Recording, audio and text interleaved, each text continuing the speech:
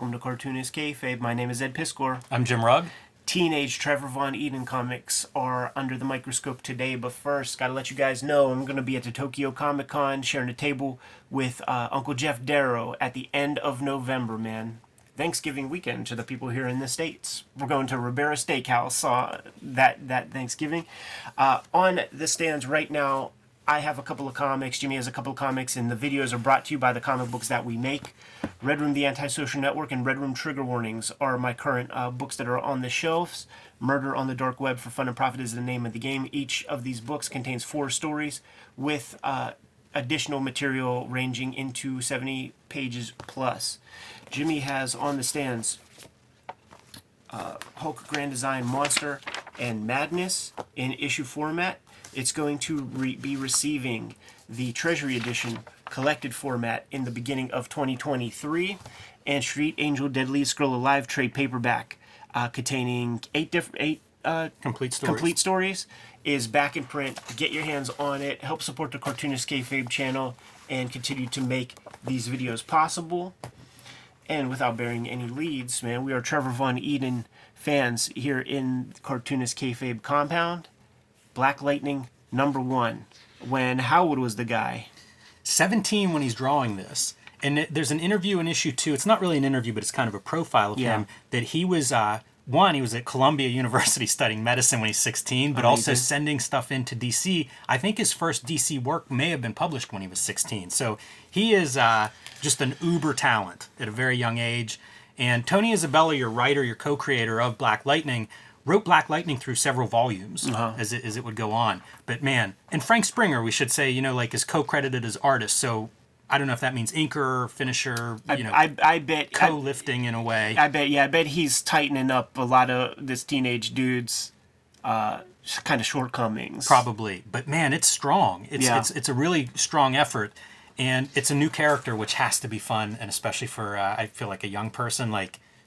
Stuff is there's energy on these pages, man. I love this right away, like this background where it is just like a flat perspective in our background as he's fighting these local drug pushers, and it starts with action. We often talk about issue 1s and how do you begin these things. We're going to get more info on Black Lightning as the issue unfolds. But man, to start out, let's see some action. Yeah, let's sell the character and make us care about him a little touch, man.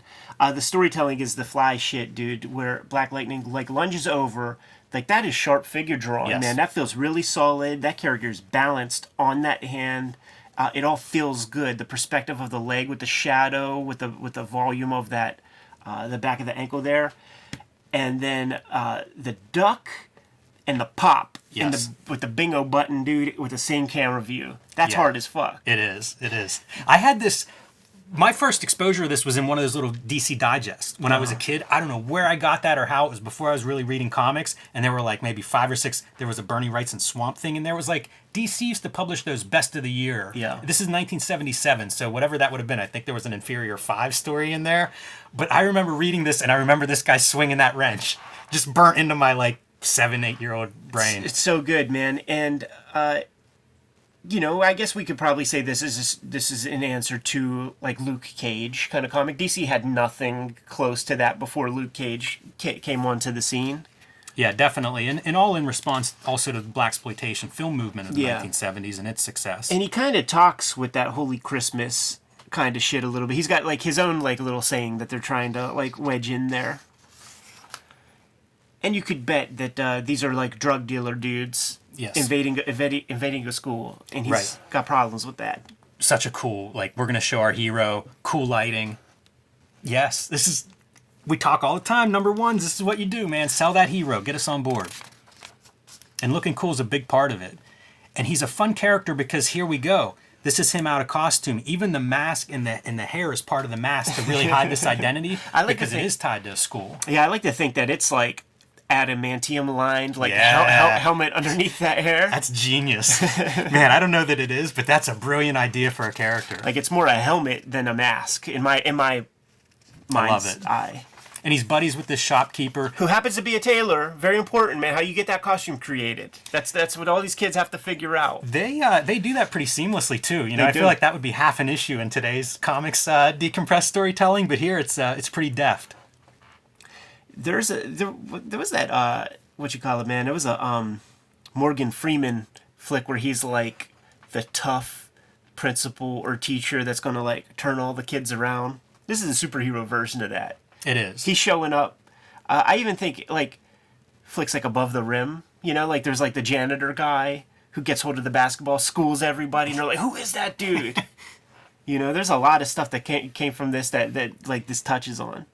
There's some harsh stuff in here too. So our first encounter is he returns as like an Olympic hero. He's coming back to the school where he grew up and you know, going to be a good example, going to be an educator. And it's neat the dichotomy between that character and the Black Lightning character with the afro and kind of the blaxploitation tropes.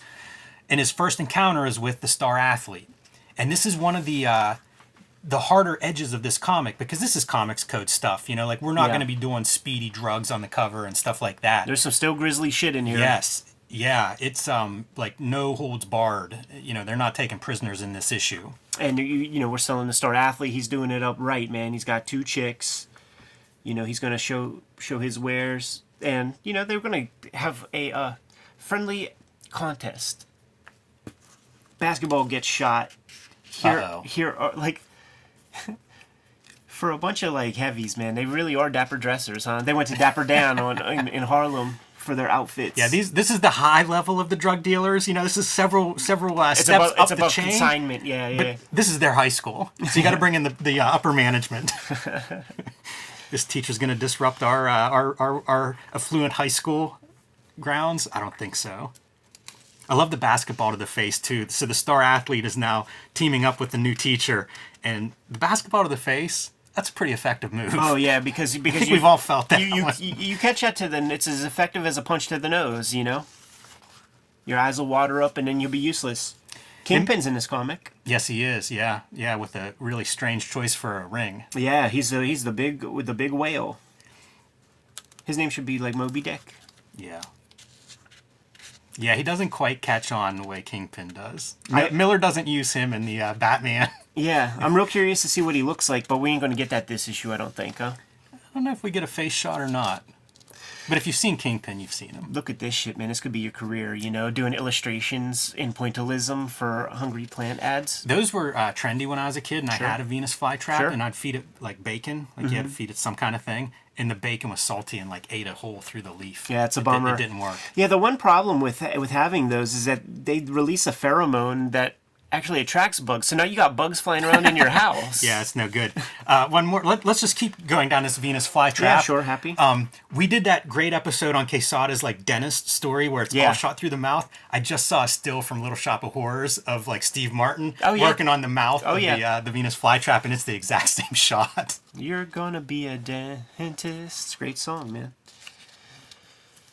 So these drug dealers, man, how are you going to get back at this new teacher, this hotshot teacher?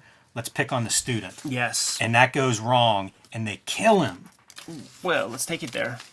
Like, we have seen this guy, and he's really portrayed as, like, good guy. Yeah. You know, totally positive, everything. Like, you're pulling for him, and our main character sees himself in this guy. This is the reason he's back here, to turn this place around, and they kill him. And that's pretty heavy. And it's also in that, like, use the guy's love and just, like, pervert the thing that was most important to him, man. Like, string him up on a fucking basketball hoop.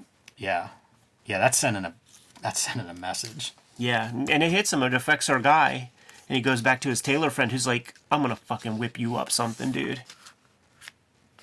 I associate that with Trevor Von Eeden. Mm-hmm. You know, those crazy colors and things. Makes you wonder if there's a note. Yeah, that's what I mean. Like all the art, you'd have no idea this is a kid drawing this book. No, I do think that Frank Springer's probably like doing a bulk of the lifting because we know Trevor Von Eden's work, and you could see unmolested Trevor Von Eeden art in Phenom. Like he sent in fan art when around the same time basically. Mm-hmm. Like we look at that. There's a video that we have with Chris Pitzer where we're going through that. We call it out, so you could see what it looks like, and it's not this tight. Like, Frank Springer is doing some things to make this a professional comic. Like, this kid has storytelling chops. He's got what he needs to get in the door. And it's an investment from DC Comics. Like, they're going to invest in his talent and know that, like, you give this kid some assignments, he's going to sharpen up. He's going to become tighter and tighter. But this is what the tailor came up with, man. It's kind of cool because it's almost 2 origin stories. Yeah. The first one is just, you know, him returning to his stomping grounds, and we get the history of him as a kid growing up here, tough neighborhood. This is a guy that helped him out a little bit. But then we get like the real origin. Like whenever that student's killed, like, okay, this is he was hoping to clean up this school, and now it is like life mission. Yes, it's a cool thing. Like the captions really are seamless with the rest of the storytelling. You're not bogged down. So you will get your modern day sequence, and then it'll be like memory and describe, a moment from the past. Little montage element, and see, we're taking it back to a modern day, because there goes our dude swinging that wrench and catching one to the kisser. Yeah, it sets up the stakes, and it sets up the sides very clearly here in issue 1. Also, he's in Metropolis, so you can imagine we're going to see a Superman guest appearance sooner or later. Right. See, that's a helmet. Yeah, it is. It just has like a nice kind of hair exterior with like pretty heavy looking sideburns. Mm-hmm, like those things look like, you could probably cut somebody with that. Man, it does look like a character that you would have seen, like, they must have considered this as like a movie character. Right. How could you not look at this and think, yeah, we could do that? I mean, there's nothing spectacular there. It's true, and they're keeping it like low enough budget in terms of the set pieces that, like, yeah, you could manage that. Yep. Super fun. Never read this one. Yeah, I picked these up when I was doing Aphrodisiac. As you can imagine, I was buying anything like that I could find, Power Mans, all that. And there weren't a lot of offerings, but this was one of the standouts. Super fun, man. You good to go? Yep. Kayfabers, like, follow, subscribe to the YouTube channel, hit the bell. We'll notify you when new vids are available. Jimmy, tell the people what's out there, man. Hulk Grand Design Monster Madness is the comic book version. The Treasury oversized edition with 40 extra pages will be out in early 2023. Fluorescent green cover. You won't be able to miss it unless you don't pre-order it and they run out. So let your comic shop know you want a copy. Street Angel Deadliest Girl Alive is back in print from Image Comics, and a nice new edition. 8 full-color stories, completely self-contained, perfect for this upcoming holiday season. And join me on patreon.com/JimRugg, where you can see lots more of my art and comics. Download out some of my out-of-print zines and mini-comics there. Going to be at Tokyo Comic Con at the end of November, last weekend in November, man. So if you're in that region, swing through, stop by, say hi. And my comics on the rack today are Red Room The Antisocial Network and Red Room Trigger Warnings book collections. Each contain 4 full stories. Each of these books contains more than 70 pages of additional material, and you could get these books on Amazon, online comic shops, wherever you find convenient. I'm also serializing future Red Room comics on my Patreon right now today. More than 300 pages up there for $3 for the archive. New strips every Tuesday. Hit up my link tree in the description below this video. You'll be able to get to all those destinations. Jimmy, tell the people what else we have out there, man. Subscribe to the Cartoonist Kayfabe newsletter at the links below this video. You can also find Cartoonist Kayfabe t-shirts, merchandise, mugs, and more at the links below this video. Another great way to support the Cartoonist Kayfabe channel. Given those marching orders will be on our way. Read more comics.